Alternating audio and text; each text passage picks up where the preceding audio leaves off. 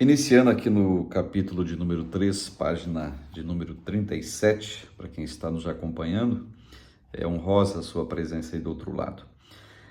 Joel, o juízo de Deus vem. Joel profetiza em um momento difícil na história de Israel, pois a nação fora invadida por nuvens de gafanhotos. Isso aqui é literal, tá, gente? Que fizeram estragos, trazendo prejuízos agrícolas funestos, no caso.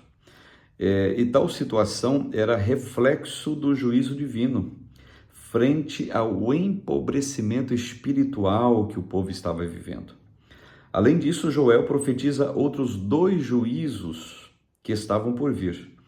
E nesse capítulo a gente vai dar uma olhadinha, vamos estudar os aspectos que envolvem este importante profeta no conjunto dos profetas conhecidos como menores, que já frisamos a questão de profeta menor do que se trata. Autoria, local e data de Joel. Joel foi o próprio escritor do seu livro, seu nome é oriundo do hebraico Yavé, e El significa Yavé é Deus. Era filho de Petuel. Não se tem muitas informações sobre a vida deste profeta. Acredita-se que ele vivia em Jerusalém, haja vista que demonstra amor e conhecimento amplo da cidade. Aqui tem várias referências para quem tem o livro.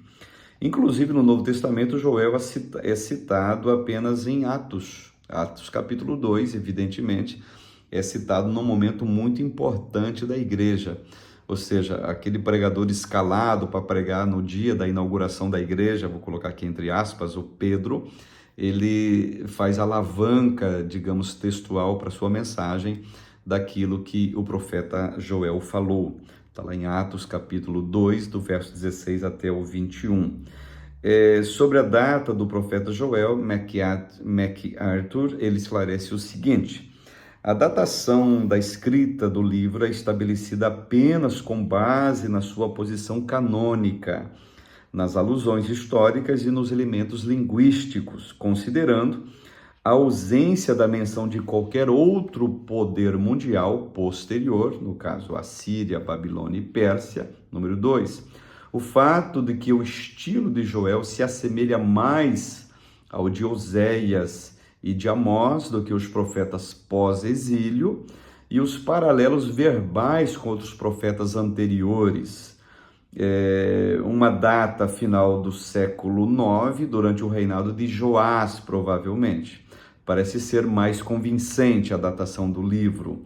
No entanto, embora a data do livro não possa ser conhecida com precisão, o impacto disso com sua interpretação é mínimo. Indiferente de data, o impacto profético daquilo que Joel falou, daquilo que ele profetizou, é mínimo.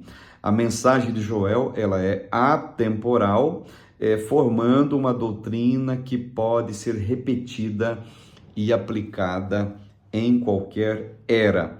E aqui eu vou fazer uma lembrança para vocês. Vamos pegar aqui as profecias de Joel, 100% das profecias de Joel.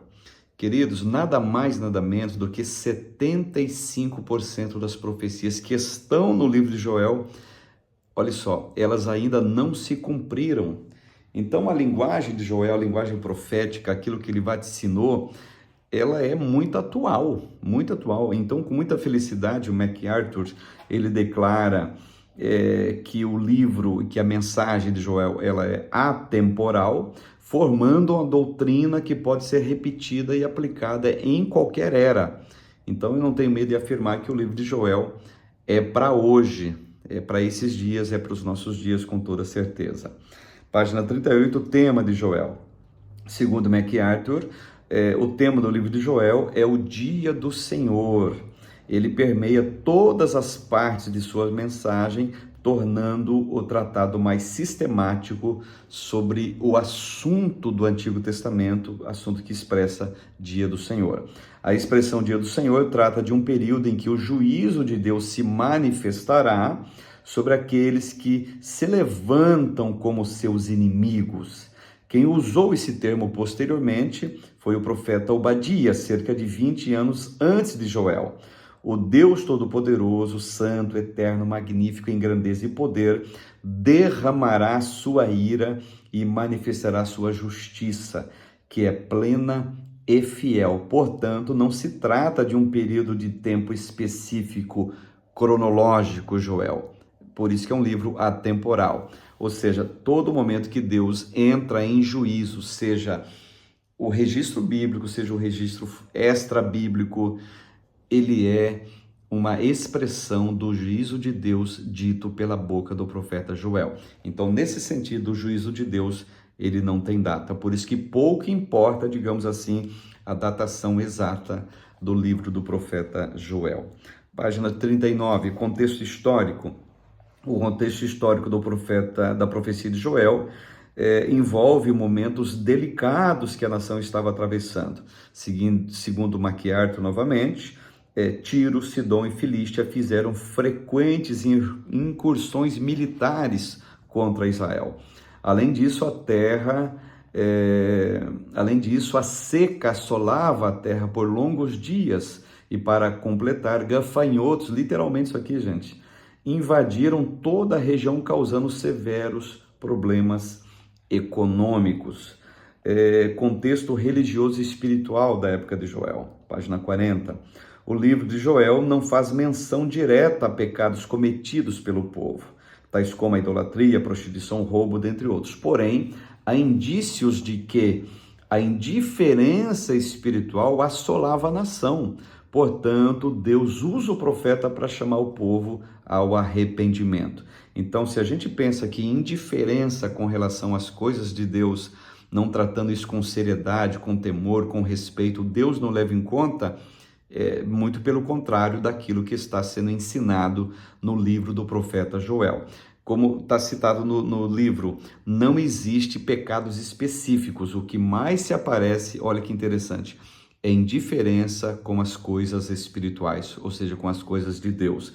Não podemos tratar Deus ou as coisas de Deus com indiferença e apatia, coisas que Deus desaprova. Análise dos principais aspectos do livro do profeta Joel, página 41.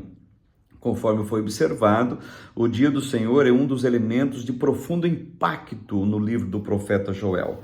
MacArthur novamente afirma: o dia do Senhor é frequentemente associado a abalos sísmicos. Por exemplo, Joel 2:1-11, 2:31 e 3:16.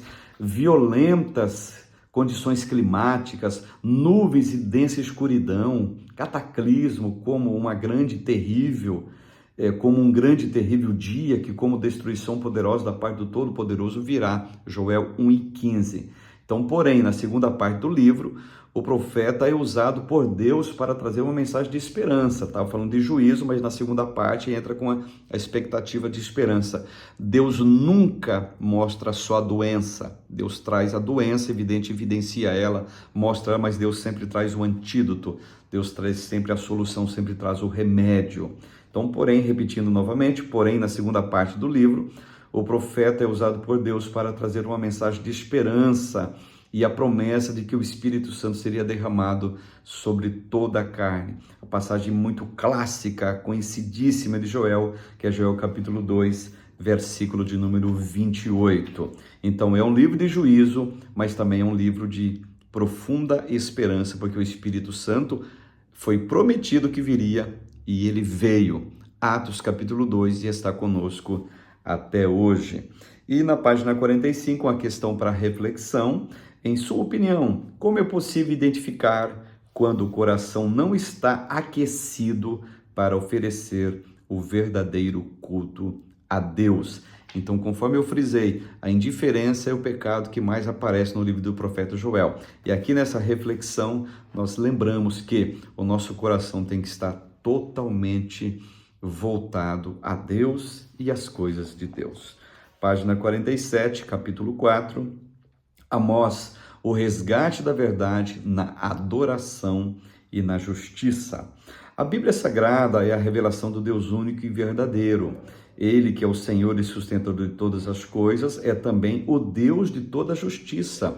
Logo, ser justo é uma de suas maravilhosas qualidades. Certa feita, Abraão disse ao Senhor: não fará justiça o juiz de toda a terra? Está lá em Gênesis 18 e 25. O Deus justo espera que a justiça seja feita, ou seja, que os homens andem em retidão uns para com os outros. O suborno, o engano, a arrogância enojam ao justo Senhor. Seu povo deveria andar e ser exemplo de justiça, haja vista que competia-lhes testemunhar o caráter de Yahvé para as demais nações. Porém, Israel falhou em sua missão em ser uma nação justa. Então, nesse cenário, um homem clama por justiça social e pela verdadeira adoração. Ele se colocou como profeta, como porta-voz do divino, a fim de chamar o povo ao arrependimento e mudança de atitude, especialmente a alta cúpula da nação, submersa no orgulho e na altivez de coração. O nome desse profeta é Amós, e é sobre ele que nós vamos tratar nos próximos vídeos e nas próximas aulas. A autoria deste livro, local e data de Amós. Amós foi o escritor do livro que leva o seu nome, conforme revelam as Escrituras, verso 1 do capítulo 1. Amós era natural de Tecoa, cidade de Judá, que distava a cerca de 10 quilômetros de Belém e 15 quilômetros de Jerusalém. Sua família não era sacerdotal, como era a do profeta Jeremias, por exemplo. Ele não estava nos palácios como Isaías. Antes, a sua função era de cuidador de rebanho, onde pastoreava suas ovelhas e também apanhava sicômoros, que eram figos silvestres. Os registros bíblicos apontam que Amós escreveu no século 8 a.C., quando reinavam Uzias em Judá e Jeroboão em Israel, sendo que escreve 2 anos antes de um terremoto, que os estudiosos apontam que ocorrera em 760 a.C. Qual é o tema de Amós, página 49? Amós profetiza sobre importantes aspectos vexatórios que envolviam a nação de Israel, comprometendo-a profundamente com o pecado.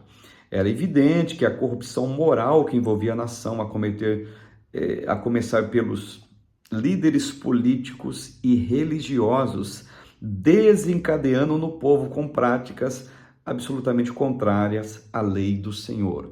Observe, quando há junção de líderes políticos, líderes religiosos, e esses líderes se tornam corruptos e corrompidos, respinga no povo que eles lideram, tanto no âmbito político quanto no âmbito religioso.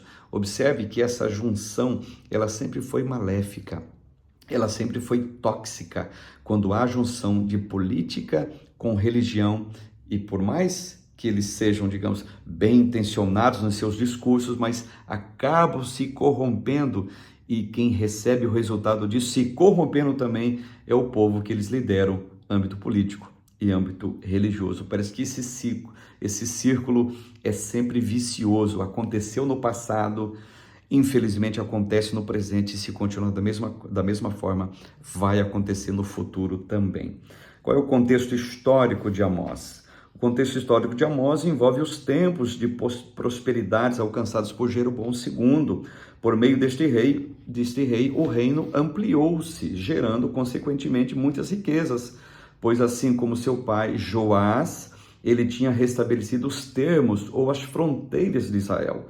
Outro fator relevante diz respeito à paz que havia em Judá e entre as nações vizinhas. A própria Síria estava contida, por exemplo, haja vista que Nínive tinha se arrependido dos seus pecados após a pregação de Jonatas, que é quase na mesma época. Por conta disso, os ricos viviam regaladamente de forma luxuosa. O texto de Amós, capítulo 3, registra que as casas eram mobiliadas com tudo que havia de melhor. As festas eram abundantes, regadas a muita bebida, e além disso, os ricos possuíam casas de verão e de inverno. Então nós vemos, páginas 50 e 51, era um contexto de prosperidade plena. Na página 52, o contexto religioso e espiritual de Amós. O cenário religioso nos dias de Amós era comprometido e precário. A idolatria reinava e a moralidade estava profundamente putrefata, desculpe. A decadência moral era imperativa naqueles dias, conforme relata o texto sagrado. Isso fica claro em todos os textos, digamos assim, em que Amós exorta principalmente a liderança política, que acaba se unindo com a liderança religiosa, causando, digamos assim, imoralidades sociais e espirituais. Outro fato importante, na página 54 e 55, tem uma análise dos principais aspectos do livro do profeta Amós, que eu peço para aqueles que possuem a matéria de uma olhada. E na página 56, temos uma questão para nossa reflexão. Em sua opinião, a igreja deve lutar contra a injustiça social? Se sim, como ela deve fazer isso? Quais são os planos de ação? E eu peço que cada um, mentalmente, ou coloque num papel, justifique a sua resposta dessa questão de reflexão.